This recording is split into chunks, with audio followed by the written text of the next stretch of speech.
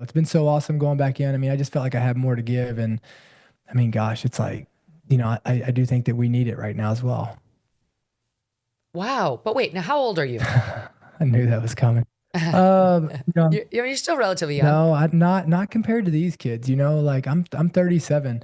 I'm old enough, like these kids love to point out to me. I was in some training over the summer and they love to point out to me that I was old enough. I was older than their mom. So.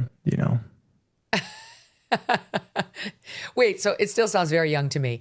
But so is there an age limit on when you can re-enlist in the reserves? No, like what happened is I was speaking to these Marines like I do quite a bit. I go around and I love to talk to leadership, to these, NCOs, which is kind of like our mid-level leaders inside of the military.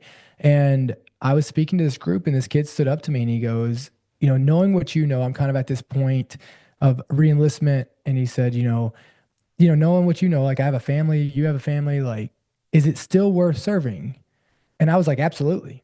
And I could just tell that that probably didn't come off right. And I felt terrible about it because I'm telling them that it's worth them serving is I'm going to go home and I'm not having to meet any standards. My family's not having to sacrifice of what this country's asking.